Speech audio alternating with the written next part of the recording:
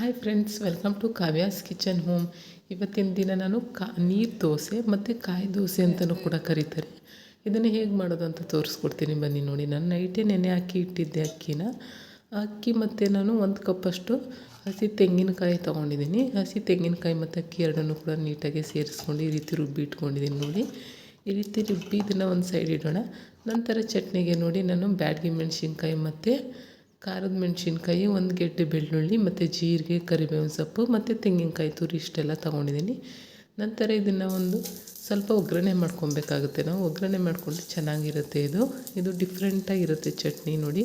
ಯಾವಾಗಲೂ ಒಂದೇ ರೀತಿ ಮಾಡೋರು ಈ ರೀತಿ ಒಂದು ಸರಿ ಚಟ್ನಿನ ಟ್ರೈ ಮಾಡಿ ನೋಡಿ, ಚೆನ್ನಾಗಿರುತ್ತೆ ನೋಡಿ. ನಾನು ಏನೇನು ತೊಗೊಂಡಿದ್ದೆ: ಬೆಳ್ಳುಳ್ಳಿ, ಜೀರಿಗೆ ಮತ್ತು ಒಣಮೆಣ್ಸಿನ್ಕಾಯಿ, ಬ್ಯಾಡಗಿ ಮೆಣಸಿನ್ಕಾಯಿ ಮತ್ತು ಕರಿಬೇವಿನ ಸೊಪ್ಪು.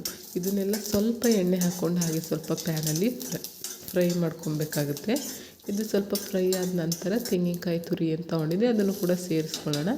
1 ಕಪ್ ಅಷ್ಟಾದರೆ ಸಾಕಾಗುತ್ತೆ. ಒಂದು ಚಿಕ್ಕ ಕಪ್ಪಲ್ಲಿ 1 ಕಪ್ ಸಾಕು ತೆಂಗಿನಕಾಯಿ ತುರಿ. ನಂತರ ಇದಕ್ಕೆ ಅದ್ರ ಜೊತೆನೇ ಸ್ವಲ್ಪ ಕೊತ್ತಂಬರಿ ಸೊಪ್ಪನ್ನು ಕೂಡ ಹಾಕೋಣ. ಇದನ್ನೆಲ್ಲ ನೀಟಾಗಿ ಒಂದು ರೌಂಡು ಮಿಕ್ಸ್ ಮಾಡಿಕೊಂಡು ಹಾಗೆ ಸ್ವಲ್ಪ ಲೈಟಾಗಿ ಫ್ರೈ ಮಾಡಿಕೊಂಡ್ರೆ ಸಾಕಾಗುತ್ತೆ. ಜಾಸ್ತಿ ಹೊತ್ತು ಫ್ರೈ ಮಾಡೋ ಅವಶ್ಯಕತೆ ಏನಿರಲ್ಲ ನೋಡಿ. ಇದೆಲ್ಲ ನೀಟಾಗಿ ಮಿಕ್ಸ್ ಮಾಡ್ಕೊಂಡು ಒಂದು ಸರಿ ಫ್ರೈ ಮಾಡ್ಕೊಂಡು ಇದನ್ನು ಒಂದು ಮಿಕ್ಸರ್ ಜಾರ್ಗೆ ಹಾಕ್ಕೊಂಡು ಈ ರೀತಿ ರುಬ್ಕೊಬೇಕು. ಸಣ್ಣದಾಗಿ ರುಬ್ಕೊಳ್ಳಿ, ಚೆನ್ನಾಗಾಗುತ್ತೆ ನೋಡಿ. ಈಗ ಅದು ರುಬ್ಬಿ ಆದಮೇಲೆ ನಂತರ ಅದೇ ಪ್ಯಾನ್ ತೊಗೊಂಡೋದಕ್ಕೆ ಸ್ವಲ್ಪ ಕುಕ್ಕಿಂಗ್ ಆಯಿಲು, ನಂತರ ಇದಕ್ಕೆ 2ರಿಂದ 3 ಟೀ ಸ್ಪೂನು ಎಣ್ಣೆ ಸೇರಿಸ್ಕೊಂಡು ಇದಕ್ಕೆ ಸಾಸಿವೆ, ಸ್ವಲ್ಪ ಜೀರಿಗೆ, ಕರಿಬೇವಿನ ಸೊಪ್ಪು ಎಲ್ಲ ಕೂಡ ಹಾಕ್ಕೊಂಡು ನಾವು ರುಬ್ಬಿಟ್ಟಿರೋ ಅಂಥ ಮಸಾಲೆನೂ ಕೂಡ ಸೇರಿಸ್ಕೊಳ್ಳೋಣ. ಇದನ್ನೆಲ್ಲ ಹಾಕಾದ್ಮೇಲೆ ಮಿಕ್ಸಿ ಜಾರಲ್ಲಿ ಸ್ವಲ್ಪ ನೀರು ಹಾಕ್ಕೊಂಡು ಅದನ್ನು ತೊಳೆದು ಅದನ್ನು ಹಾಕ್ಕೊಂಡ್ರೆ ಸಾಕಾಗುತ್ತೆ ನೋಡಿ.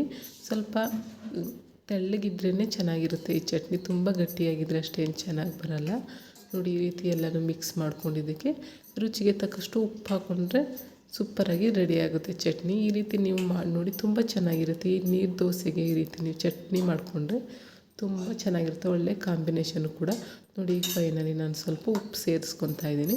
ಇದಕ್ಕೆ ನೀವು ಬೇಕು ಅಂದರೆ ಕೊತ್ತಂಬರಿ ಸೊಪ್ಪನ್ನು ಕೂಡ ಆ್ಯಡ್ ಮಾಡ್ಕೊಬೋದು. ನಾನು ಹಾಕ್ಕೊಂಡಿಲ್ಲ, ರುಬ್ಬೋದಕ್ಕೆ ಹಾಕಿದ್ದೀನಿ ಅಂಥೇಳಿ ನಾನು ಎಕ್ಸ್ಟ್ರಾ ಹಾಕಿಲ್ಲ ನೋಡಿ. ಈಗ ಇನ್ನೊಂದು ಕಡೆ ನಾನು ಆವಾಗಲೇ ದೋಸೆ ಅಂತ ರುಬ್ಬಿಟ್ಕೊಂಡಿದ್ನಲ್ಲ, ಅದನ್ನು ಈ ರೀತಿ ದೋಸೆ ತವದ ಮೇಲೆ ಹಾಕೊಳ್ಳೋಣ ನೋಡಿ. ಇದಕ್ಕೆ ನಾವು ಜಾಸ್ತಿ ಏನು ಯೂಸ್ ಮಾಡಿಲ್ಲ, ಜಸ್ಟ್ ತೆಂಗಿನಕಾಯಿ ಮತ್ತು ಅಕ್ಕಿ ಅಷ್ಟೇ ಯೂಸ್ ಮಾಡಿರೋದು. ಆದರೂ ಕೂಡ ನೋಡಿ ಎಷ್ಟು ಸಾಫ್ಟಾಗಿ ಚೆನ್ನಾಗಿ ಬಂದಿದೆ ನೋಡಿ.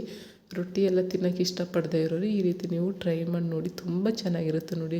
ಎಷ್ಟು ಸಾಫ್ಟಾಗಿ ಬಂದಿದೆ ನೋಡಿ ದೋಸೆ. ಈ ದೋಸೆ ಜೊತೆ ಚಟ್ನಿ ಒಳ್ಳೆ ಕಾಂಬಿನೇಷನು. ನೀವು ಕೂಡ ನಿಮ್ಮನೇಲಿ ಟ್ರೈ ಮಾಡಿ, ಹೇಗಿದೆ ಅಂತ ನನಗೆ ಕಮೆಂಟ್ ಮಾಡಿ ತಿಳಿಸಿ ಫ್ರೆಂಡ್ಸ್. ಹಾಗೆ ನನ್ನ ವೀಡಿಯೋಸ್ ಇಷ್ಟ ಆದರೆ ನಿಮ್ಮ ಫ್ರೆಂಡ್ಸ್ ಆ್ಯಂಡ್ ಫ್ಯಾಮಿಲಿಗೂ ಕೂಡ ಶೇರ್ ಮಾಡಿ. ಹೀಗೆ ನನ್ನ ವೀಡಿಯೋ ಎಲ್ಲ ನೋಡ್ತಾ ಇರಿ. Thank you.